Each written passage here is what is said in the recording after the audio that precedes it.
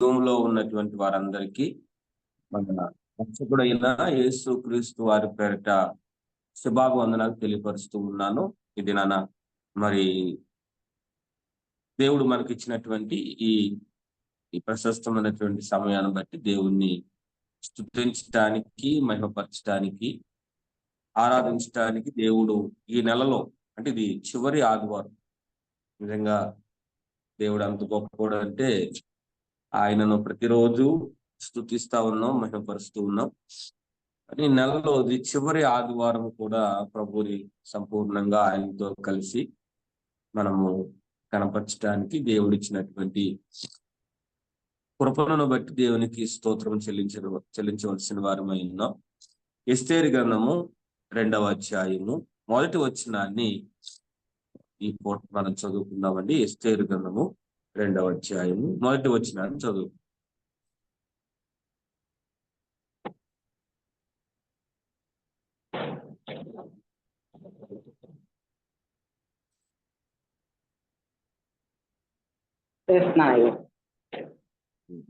ఎంతండి ఎస్తేరు గ్రంథం అంటే 2వ అధ్యాయం 1వ వచనం. ఈ సంగతులైన తర్వాత రాజైన అహరోషును యొక్క ఆగ్రహము చల్లారినప్పుడు అతడు వస్తీని ఆమె చేసిన దానిని, ఆమెకు నిర్ణయింపబడిన దానిని తలవంచగా చదవండి. రాజు పరిచారకుడు ఇట్లనిది, అందమైన కన్యకలను రాజు కొరకు నేను ఎదనగును. అందు నిమిత్తము సౌందర్యవంతులైన కన్యకలందరినీ సమకూర్చి చూషును కోట అంతఃపురమునకు చేర్చి స్త్రీలకు కాపరియగు రాజు యొక్క నపనంసకుడగు ఏగే వంశమునకు అప్పగించినట్లు రాజు తన రాజ్యము యొక్క స్థానములన్నిటిలో. చాలండి. మంచి తండ్రి, చిన్న ప్రార్థన చేసుకుందాం. పరిశుద్ధుడును ప్రేమ నమ్మకం కలిగిన మా ప్రియ పరలోక తండ్రి, వందనాలు. ఇది మనం ప్రత్యేకంగా మరొకసారి మా మాటలను, మా ఆలోచనలు చేతులుగా వస్తూ ఉన్నాం. మీరేమండి మాట్లాడి కృప చూపించి యేసు నామం పేరు నడుకుంటున్నాము తండ్రి.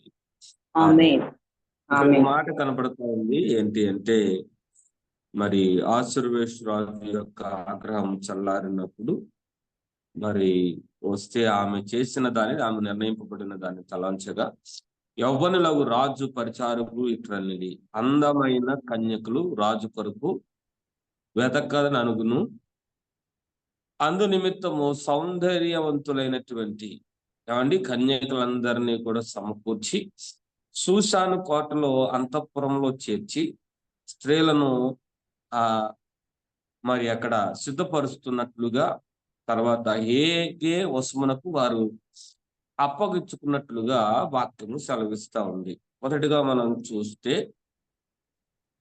ఈ ఎస్తేరు గురించి మనం ఆలోచన చేస్తే, ఎస్తేరు మరి అనాథ. ఎస్తేరుకి మరి తల్లిదండ్రులు లేరు. వాళ్ళ మరి పినతండ్రి అయినటువంటి మరి మొర్దెకై తను పెంచుకున్నట్లుగా మనం చూస్తా ఉన్నాం. తర్వాత షూషాను అనగా దేవుని మందిరం. ఏంటండి? షూషాను అనగా దేవుని మందిరం. ఇప్పుడు ఒక చాటింపు వారికి వినపడింది. ఏంటి ఆ చాటింపు అని అంటే, మరి రాజుగారు కన్యకలుగా ఉన్నటువంటి వారందరినీ కూడా ఎవరైతే రాజుకు ఇష్టం అవుతారో వారిని మరి రాణిగా స్వీకరించడానికి ఆయన ఇష్టపడతా ఉన్నారని ప్రతి గ్రామంలో, పల్లెటూరులో, పట్టణాల్లో ఆ ఊరంతా కూడా చాటింపు అనేది వినపడింది.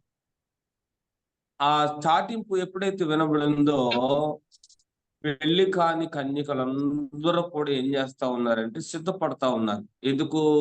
అంతఃపురంలోనికి వెళ్ళి ఇప్పుడు రాజుకి భారీగా ఉండాలని చెప్పి అందరూ కూడా ఏం చేస్తా ఉన్నారంటే మరి బయలుదేరుతా ఉన్నారు.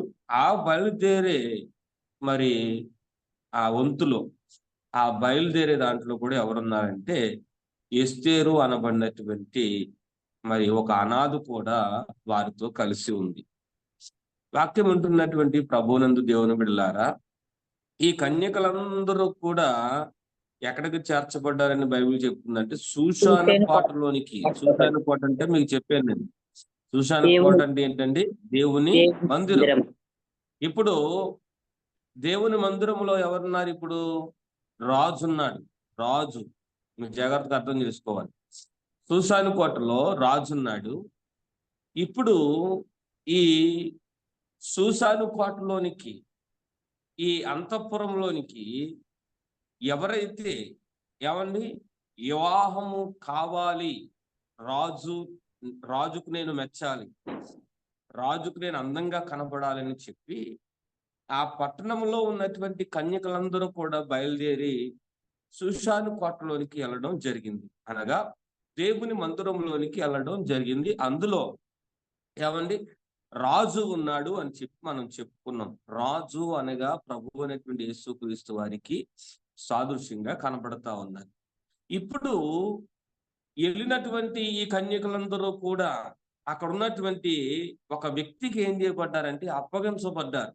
హేగే వశమునకు అప్పగించబడినట్లు అని చెప్పి బైబిల్ చెప్తా ఉంది. హేగే అనగా ఆయన పేరు ముందుగానే రాయబడి ఉంది, నపుంసకుడు. అంటే మన తెలుగులో ఈ విధంగా చెప్పుకోవచ్చు, అటు ఆడవారికి సంబంధించిన వాడు కాదు, ఇటు మగవారికి కూడా సంబంధించినటువంటి వ్యక్తి కాదు. అంటే అతనిలో మరి ఒక విధంగా చెప్పాలంటే మరి కామ క్రీడ కోరికలు కలిగినటువంటి వ్యక్తి ఏమీ కాదు ఆయన. అలాంటి వ్యక్తికి కన్యకలందరినీ కూడా ఏం చేయబడ్డారంటే అప్పగించబడ్డారు. ఇప్పుడు హేగే అనబడినటువంటి వ్యక్తి ఎవరంటే దేవుని సేవకుడు. అర్థమవుతుందండి? శూషాను కోట అనగా దేవుని మందిరం, రాజు అనగా వివాహం చేసుకోవడానికి సిద్ధంగా ఉన్నటువంటి రాజు అనగా ప్రభు అయినటువంటి యేసుక్రీస్తు వారు. హేగే అనగా ఎవరంటే దేవుని సేవకుడు. ఇప్పుడు దేవుని సేవకుడికి కోరికలు కానీ, లేకపోతే ఏమండి తారతమ్యాలు కానీ, లేకపోతే ఇంకా ఉగారి ఏమీ ఉండవండి. ఒకటే ఆలోచన ఏంటంటే వీళ్ళందరినీ కూడా రాజుకు మెచ్చినట్లుగా ఏం చేయాలి? ఇప్పుడు సిద్ధపాటు చేయాలి. రాజు కోరుకున్నట్లుగా రాజుకు ఎలాగ ఉండాలో ఎవరికి తెలుసండి? హేగేకి తెలుసు. రాజు ఏ విధంగా మెచ్చుకుంటాడో, రాజుకి ఎలాగైతే ఇష్టమవుతారో ఎవరికి తెలుసు అంటే హేగేకి తెలుసు. కనుక ఇప్పుడు అక్కడ ఉన్నటువంటి వారందరూ కూడా ఏం చేయబడ్డారంటే మన హేగేకి అప్పగించబడ్డారు. అప్పగించబడిన తరువాత మనం చదువుకుంటే అక్కడ రాయబడి ఉంది. 8వ వచనం చదువుతారా ఒకసారి? రాజాజ్ఞయు అతని నిర్ణయమును ప్రచురము చేయబడి కన్యకులు అనేకులు శూషాను కోటకు చేయబడి హేగే వంశమునకు అప్పగింపబడగా. చాలండి. ఇక రాయబడినటువంటి మాట ఏంటంటే శూషాను కోటలోనికి అనేక మంది ఏం చేయబడ్డారంటే పోగు చేయబడ్డారు. శూషాను కోట అనగానే ముందే మీకు చెప్పాను దేవుని మందిరం అని. ఇప్పుడు దేవుని మందిరంలో అనేక మంది ఏం చేయబడ్డారు? పోగు చేయబడ్డారు. పోగు చేయబడి ఇక్కడ కింద మనం చదువుకున్నట్లయితే హేగే వశమునకు అప్పగింపబడగా. చూసారండి? ఏ రాజునైతే వివాహం చేసుకోవడానికి కన్యకలు ఆ పట్టణంలో నుంచి, ప్రాంతంలో నుంచి వచ్చి శూషాను కోటలోనికి వారు వెళ్ళిన తరువాత ఏమండి రాజు నేను వివాహం చేసుకోవాలని ఎదురు చూస్తున్నటువంటి వారికి ఇప్పుడు ఎవరి చేతిలోనికి వారు అప్పగింపబడాలంటే హేగే చేతిలోనికి వారు వెళ్ళాలి. దానికంటే ముందు వారందరూ కూడా ఏం చేయబడ్డారంటే పోగు చేయబడ్డారు. ఆ ప్రాంతం నుంచి ఈ ప్రాంతం నుంచి ఎలాగ పోగు చేయబడ్డారంటే వారు చాటింపు ద్వారా ఏం చేయబడ్డారండి?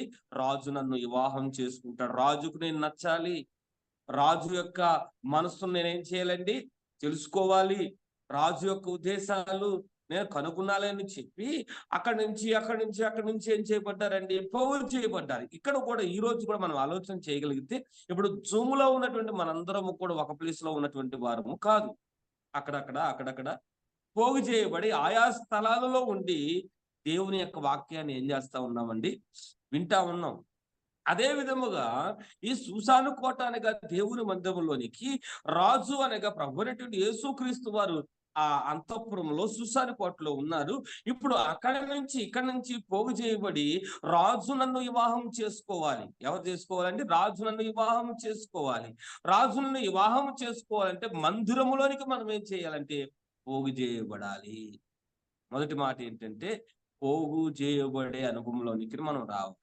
అంటే ఒకటి, మందిరములో మనం ఏం చేయాలంటే కూర్చోవాలని అర్థం. కూర్చున్న తరువాత ఇక్కడ రెండో మాట రాయబడి ఉంది, హేగేకు వారందరూ ఏం చేయబడ్డారంట? అప్పగించబడ్డారు. హేగే అనగా మీకు నేను చెప్పాను, దైవ సేవకునికి వారు అప్పగింపబడ్డారు. అంటే మందిరంలోకి వచ్చినటువంటి నీవు ఏం చేయబడాలండి? అప్పగించబడాలి. అప్పగించబడినటువంటి నీవు పోగు చేయబడాలి. పోగు చేయబడినటువంటి నీవు ఇంకా ఏం చేయాలో బైబిల్ చెప్తా ఉంది. చూడండి, మనం చూద్దాము. 9వ వచనాన్ని చదువుతారు ఒకసారి. 9వ వచనాన్ని. ఆ చిన్నది అతని దృష్టికి ఇంపైనది కనుక. చాలండి, చాలు. మూడవది ఏంటంటే, ఇప్పుడు ఆ చిన్నది ఏమండి ఆయన దృష్టికి ఇంపైనదిగా కనపడింది. ఎవరి దృష్టికి ఇంపైనదిగా కనపడింది? రాజు దృష్టికి. కాదండి, సరిగ్గా చదవండి ఒకసారి. దేవుని దృష్టికి. అదండి, అది మొదట దేవుని సేవకునికి నువ్వు ఎలా కనపడాలంటే వాక్యం సెలవిస్తా ఉంది, ఇంపైనటువంటి వ్యక్తిగా కనపడాలి. దేవుని సేవకుడికి నువ్వు ఇంపైనదిగా కనపడకపోతే, కనపడే దేవుని సేవకునికి నువ్వు ఇంపైనదిగా కనపడకపోతే కనిపించినటువంటి దేవునికి ఎలా కనిపిస్తాం మనం? సార్, మనసు పెట్టి ఆలోచన చేయండి. నువ్వు ఇంపైనదిగా ఎవరికి కనపడాలంటే నీ ముందు ఉన్నటువంటి సేవకునికి కనపడినప్పుడు ఆయన నీ కోసం ఏం చేస్తారంటే మొర్ర పెట్టి ప్రార్థన చేస్తాడు. అయ్యా, మా విశ్వాస పరిస్థితి ఈ విధంగా ఉంది,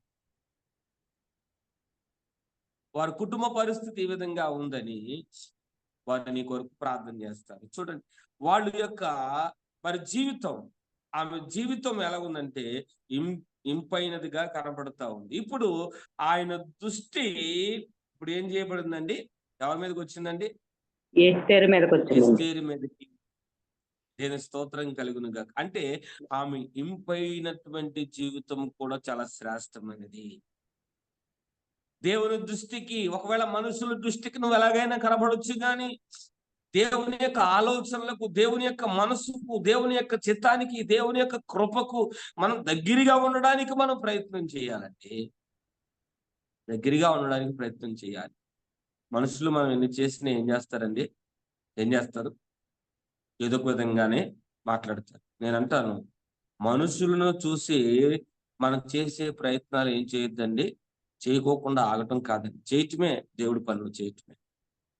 నష్టమైన వ్యాధైన, బాధైన, కరువైన, ఖడ్గమైన, ఆకలి దప్పుకలు లేకపోయినా, ఆహారం లేకపోయినా, మంచినీళ్ళు లేకపోయినా, ఏమండి ఎస్తేరు అలాగ చూస్తా ఉంది బిక్కుమని, రాజుకు నేను నచ్చుతానా అని. ఏమండి అందరూ పోగు చేయబడ్డారు, సూసాను కోటలోనికి వెళ్ళారు. కోటలోనికి వెళ్ళిన తర్వాత మనం చూద్దాం, అక్కడ వారంతా కూడా ఏం చేయబడ్డారంటే హేగేకు అప్పగింపబడిన తర్వాత వారి జీవితాలను ఒకసారి పరీక్ష చేయబడతా ఉంది. ఇంపైనటువంటి జీవితం మనకి అవసరమైంది. చూడండి, మనం చూస్తే ఇంకా మనం చూడగలిగితే అక్కడ రాయబడి ఉన్నటువంటి మనం చూద్దాం. చూడండి, 9వ వచనంలో కింద, కాబట్టి ఆమె పరిమళ క్రియల కొరకై, చూడండి రాయబడతా ఉంది ఏమని అంటే పరిమళ క్రియల కొరకై. ఇది చాలా అవసరం అండి. ఇది ఏంటి అంటే మన క్రియలు ఎలా ఉండాలి?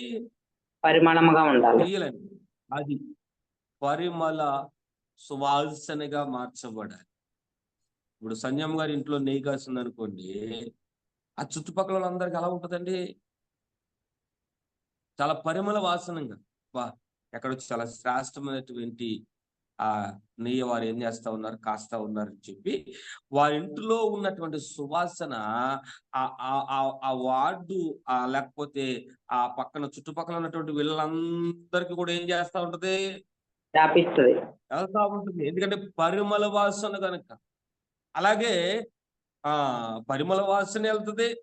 ఇంకొక చెప్పాలంటే దుర్గంధం కూడా ఏం చేస్తుందంటే వెళ్తుందని నేను అంటాను. పరిమళ వాసనగా నువ్వు ఉండగలిగితే మన జీవితంలో దేవుడు కార్యం చేస్తాడు. పరిమళ వాసన క్రియల కొరకే మనం ఏం చేయాలంటే పాటుపడాలి. చూడండి, ఎస్తేరు అనాథ, ఎవ్వరు లేరు పాపమండి. ఆదరించేవారు గాని, ప్రేమించేవారు గాని, హక్కును చేర్చేవారు గాని లేరు. ఏదో చాటింపు వినపడింది. సర్లే అందరూ అన్నారు. మొర్దెకై కూడా అన్నాడు, నువ్వు కూడా ఎందుకని మంచి ఒకవేళ రాణిగా ఒకవేళ నువ్వు స్వీకరించబడతావేమో, నువ్వు కూడా రెడీ అవ్వంటే ఆ పినతండ్రి మాటకు జమ దాటుకోకుండా ఆమె కూడా రెడీ అయ్యింది. కానీ ఇక్కడ ఒక్కొక్కసారి మనం ఆలోచన చేయగలిగితే దేవుని చిత్తం ఎలా ఉంటుందో మనకి తెలియదు. మనం ఒకసారి మనమే మన సొంత నిర్ణయాలు చేసుకుంటాం. నేను అంటానండి, దేవుని చిత్తం లేకోకుండా సొంత నిర్ణయాలు తీసుకుంటే పేక మాడలాగా కూలిపోయే అవకాశం. దేవుని చిత్తానికి అప్పగించబడాలి. దేవుని నడిపింపులోనికి రావాలి. దేవుని కృపకు మనం ఏం చేయాలంటే అర్హులమా కాదా అనేది ఆలోచన చేయగలగాలి. ఈ రోజున పరిస్థితులన్నీ కూడా మనం చూస్తా ఉన్నాం.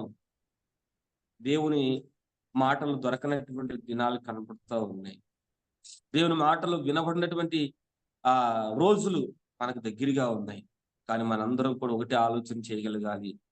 ఏమండి, కన్యకల్లాగా మనందరము కూడా తుస్సాను కోటలోనికి వచ్చాం. కోటలోనికి వచ్చిన తర్వాత అప్పగించబడిన తర్వాత పోగు చేయబడ్డాం. పోగు చేయబడిన తర్వాత ఇంపైనటువంటి జీవితం కావాలని ప్రభువుని అడగాలి. ఇంపైనటువంటి జీవితం అనగా పరిమళ సువాసనగా దేవుని వాక్యము ద్వారా మనం మారాలి. దేవుని వాక్యము ద్వారా కట్టబడాలి. దేవుని యొక్క వాక్యము ద్వారా ఆత్మ నడిపింపులోనికి రావాలి. దేవుని యొక్క వాక్యము ద్వారా స్థిరమైనటువంటి కృప కొరకు ప్రభు పాదాలు పట్టుకుని మనం ఏం చేయాలంటే అడగాలి. అడిగితే దేవుడు కార్యము చేస్తారు. చివరిగా ఒక మాట చెప్పి నేను ప్రార్థన చేస్తాను. అది ఏంటంటే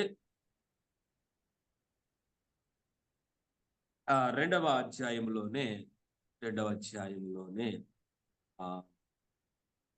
16వ వచనం చివరి చదువుకుందామండి ఒకసారి. నేను చదువుతాను, చూడండి. నిర్ణయించిన అలంకారము కాక ఆమె మరి ఏమీ కోరలేదు. దేవుని స్తోత్రం కలుగును గాక. ఇది మనకి చాలా అవసరం అండి. ఇది క్రైస్తవ బిడ్డలమైనటువంటి మనందరికీ కూడా చాలా అవసరం అండి. అలంకారము అని రాయబడింది. అలంకారం అంటే ఏంటండి? ఇక్కడ రాయబడి ఉంది కదా, హేగే నిర్ణయించిన అలంకారము గాక ఆమెయు మరి ఏమీ కోరలేదు. అంటే నేను అనుకుంటాను, రాజుకు నచ్చాలి అని అంటే నాకు తెలుసు ఉన్న కన్యకులందరూ ఎలా రెడీ అయ్యి ఉంటారండి అసలు. ఒకసారి మీ మనసులో ఆలోచన చేయండి. రాజుకు నచ్చాలంటే చిరిగిపోయిన బట్టలు, చిరిగిపోయిన తల, ఏమండి చింపురుకి వెళ్తే రాజుకు నచ్చుతామా మనం?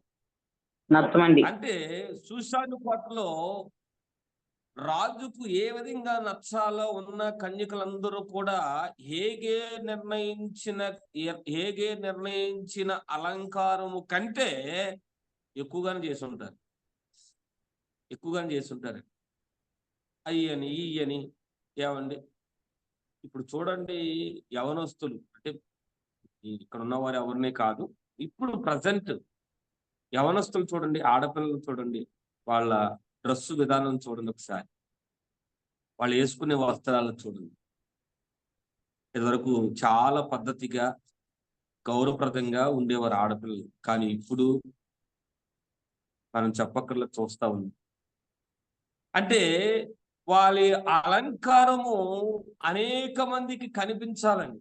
వారు వేసుకున్నటువంటి డ్రెస్ కావచ్చు, వారు వేసుకున్నటువంటి మంచి మంచి చుడిదారులు కావచ్చు. ఇప్పుడు అనేక మందికి ఏం చేయాలి ఇప్పుడు అనుకుంటున్నారు వాళ్ళు? కనబడాలి, మేము కనబడాలి. ఇక్కడ రాయబడి ఉంది కదా, హేగే అలంకరించినటువంటి అలంకారం కంటే ఎక్కువగా ఏది కూడా ఏం చెప్పు. ఇలాగుండు ఎస్తేరు, నీకు ఇది సరిపోద్ది చాలు, నీకు చెవులకి ఇది చాలు, నీ తలకి ఇది చాలు, నీ ముఖానికి పౌడర్ చాలు అంటే చాలు అని అలా ఊరుకుందంతే. మరలా అద్దం ముందుకెళ్ళి చూసుకుని, అయ్యా నాకు పౌడర్ తక్కువైంది, అయ్యా నాకు క్రీమ్ తక్కువైంది, అయ్యా నాకు ఇది తక్కువైంది, అది తక్కువైంది అని చెప్పి హేగేని ఇసుకించలేదు అక్కడ. ఏగే ఏమైతే అలంకరించాడో ఆ అలంకారానికి ఆమె ఏమైపోయిందంటే ఇక అలా ఉండిపోయిందంతే. ఎగస్ట్రా ఏమీ చేయలేదండి, ఏమీ చేయలేదు. ఈరోజు వాక్యం వింటున్నటువంటి ప్రభువునందు దేవుని బిడ్డలారా, మీరు వారి సంఘాల్లో ఉంటా ఉన్నారు. నిజంగా నీ సేవకుడు నిర్ణయించినటువంటి అలంకారం నువ్వు ఇష్టపడతా ఉన్నావా?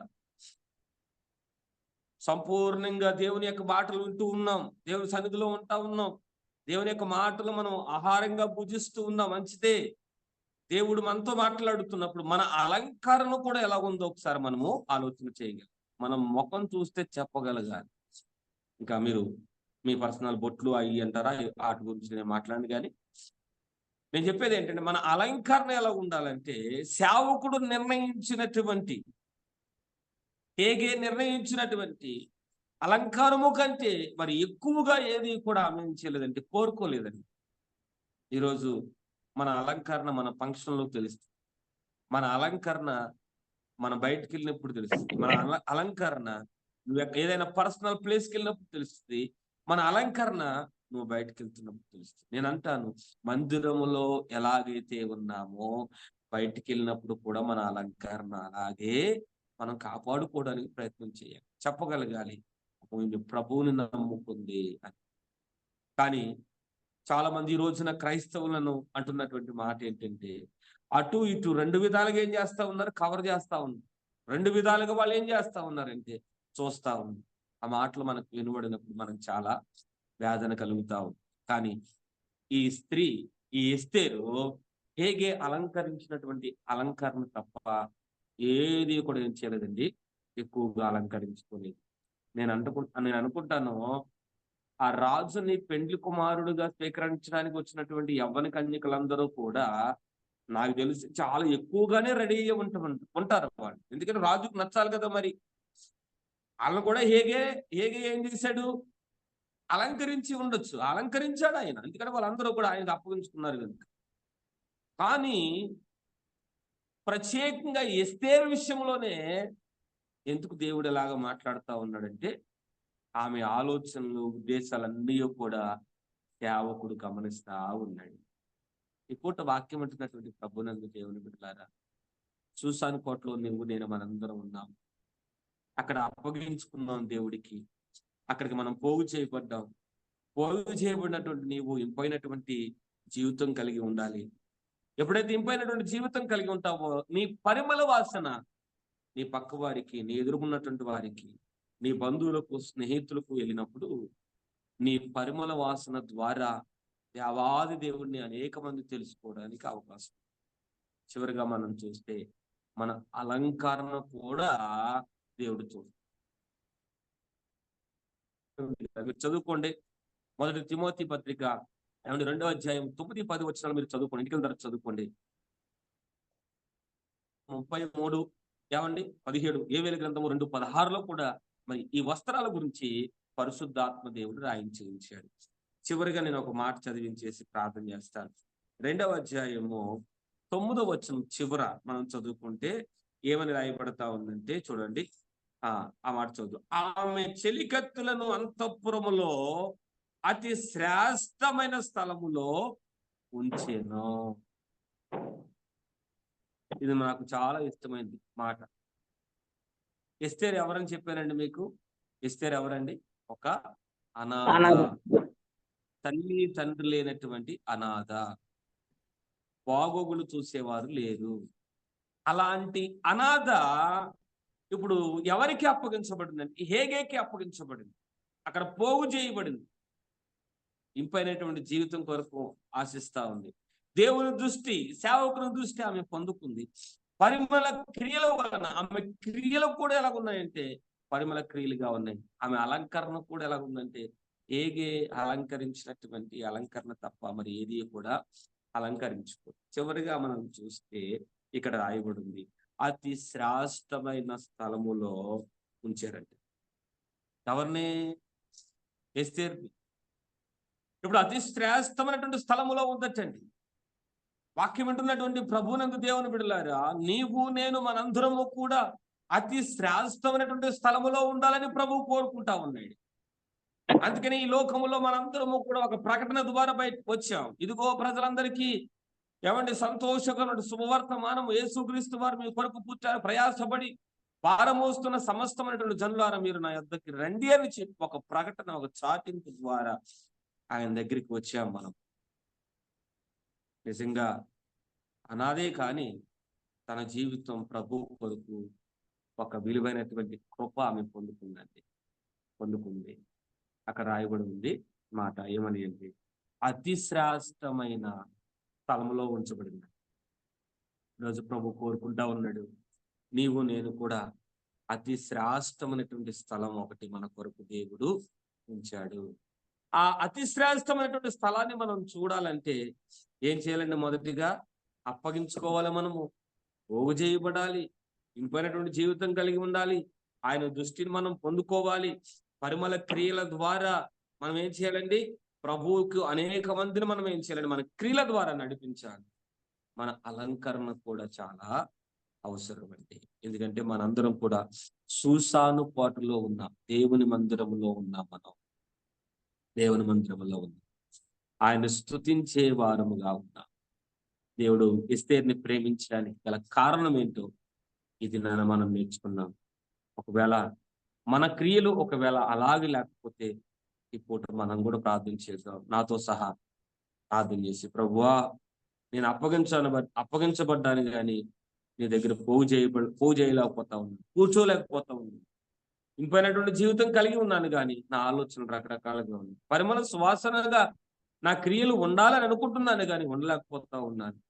అలంకరణ కూడా నేను చాలా మట్టికి తగ్గించుకున్నాను కానీ నా మనసు పదే దాని గురించి ఆలోచన చేస్తా ఉందయ్యా అని చెప్పి మనం ఆలోచన చేయగలిగితే 2:17 ఉంటుంది, ఆమె దయాదాక్షిణ్యాలు ఏం చేసిందంట? పొందుకుందంట. అంటే దయగలిగినటువంటి మనసును పొందుతుంది. ఏగే మనసు అంతా కూడా ఇప్పుడు ఎవరి మీదకి వచ్చిందంటే హేస్తేరు మీదకి వచ్చింది. ఇప్పుడు ఏగేళ్ళు చెప్పాలి, వెళ్ళి, అయ్యా వాళ్ళని హేస్తేరయ్యా ఈ ఉన్నటువంటి ఇన్ని నెలలు కూడా చాలా నెమ్మదిగా ప్రశాంతంగా అప్పగించుకుంది, ఇంపైనటువంటి జీవితం కలిగి ఉంది, పరిమళ క్రియలు కలిగి ఉంది, తగు మాత్రపు అలంకరణ కలిగి ఉంది. కాబట్టి నీ దయాదాక్షిణ్యాలు ఇప్పుడు ఎవరి మీద ఉండాలంటే ఆ కుమార్తె మీద ఉండాలి అని చెప్పి ఏగే ఇల్లు ఏం చేస్తారంటే మన కోసం ప్రార్థన చేస్తారు. అనగా నీ కుటుంబం కోసం సేవకుడు ఎప్పుడు ప్రార్థన చేసుకుని ఉంటాడు. సేవకుడు నీ కోసం ఏడుస్తూనే ఉంటాడు, సేవకుడు నీ కోసం అంగలారుస్తూనే ఉంటాడు. ఇది ఎస్తేరుకి దేవుడు ఇచ్చినటువంటి కృప.